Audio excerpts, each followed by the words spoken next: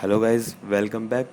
आज की वीडियो में आपको मैं कुछ प्रॉब्लम्स दिखाने वाला हूँ स्ट्रक्चर में, जिनको आप अवॉइड कर सकते हैं। आप ध्यान रखें कि ऐसी प्रॉब्लम्स एंड ऐसी कंडीशंस आपके स्ट्रक्चर में ना हो। तो वीडियो को लास्ट तक देखें। तो चलिए वीडियो को शुरू करते हैं।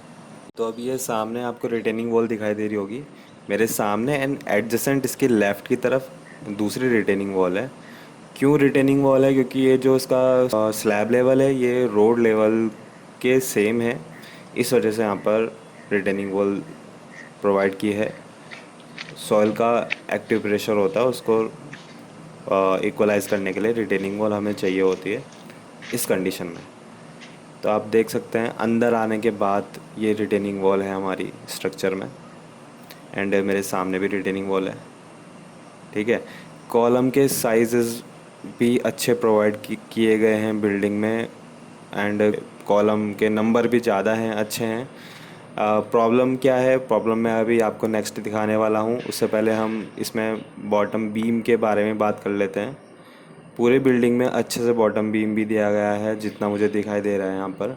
बॉटम बीम का साइज़ भी मेरे को ठीक दिखाई दे रहा है। एंड ये सामने हमारा टॉयलेट के प्रोविजंस है। सैनिटरी ड्रेनेज के पाइप आपको दिखाई दे रहे होंगे। एंड जो प्रॉब्लम है वो इसी से रिलेटेड है कि यहाँ पर साइड में क्या प्रॉब्लम की गई है। प्राइमरी बीम भी यहाँ पर आपको देखने के लिए मिलेगा, एंड सेकेंडरी बीम भी आपको यहाँ पर देखने के मिलेगा। एंड ये आपको जैसे सेकेंडरी बीम दिखाई दे रहा है प्राइमरी बीम से कनेक्टेड। तो ऐसे ये बिल्डिंग बीम के मामले में तो मेरे को ये ठीक लग रही है, ओके लग रही है।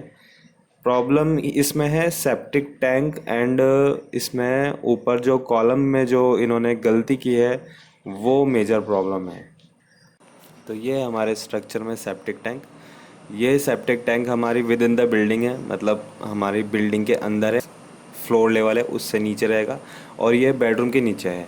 मेन प्रॉब्लम इसमें क्या थी? सबसे पहले तो हमारा सेप्टिक टैंक कभी मेन फ्लोरिंग में नहीं होना चाहिए, हमारे स्ट्रक्चर की जो मेन फ्लोरिंग है उसमें नहीं होना चाहिए।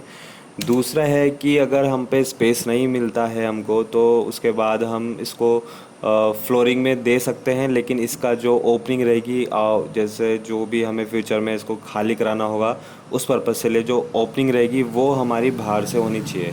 तो जैसे यहाँ पर आप देख सकते हैं ये पूरा का पूरा सेप्टिक टैंक घर के अंदर है, बिल्कुल मेन फ्लोरिंग के नीचे है। तो ये एक बहुत बड़ा प्रॉब्लमेटिक स्ट्रक्चर बन जाएगा। एंड सेकंड मैं आपको इसमें बताता हूँ। ये देखिए अब हम आ गए हैं इसके स्लैब लेवल पे। तो कॉलम का साइज़ तो इसमें ठीक है, एंड कॉलम के नंबर भी यहाँ पर ठीक है।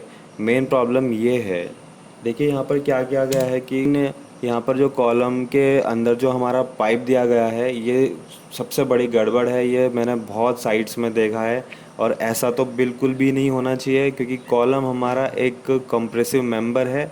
ये कंप्रेसिव लोड लेता है, एंड कंप्रेशन के लिए ही हमारा कंक्रीट फिलअप होता है हमारे कॉलम में। एंड स्टील भी हमारा कंप्रेशन लेता है, लेकिन मेन पार्ट हमारा कंक्रीट ही होता है। एंड हमारे ड्रेनेज के सैनिटरी के पाइप्स हमारे कंक्रीट की जगह है, कि मतलब मोर देन 70% एरिया में तो हमारे पाइप ही लगे हैं कॉलम में। इस कंडीशन में ये कॉलम बहुत वीक हो जाता है।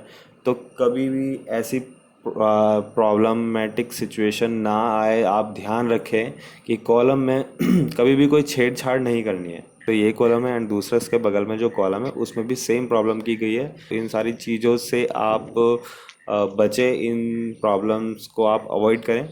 एंड अगर को आपके मिस्त्री या फिर आपके कोई भी कॉन्ट्रैक्टर ऐसे कर रहे हैं, तो आप उनको भी एडवाइस दें या फिर उनको बोलें कि आप ऐसा ना करें। एक बिल्डिंग में कॉलम की जो इम्पोर्टेंस होती है ये बहुत ज़्यादा होती है। Thank you.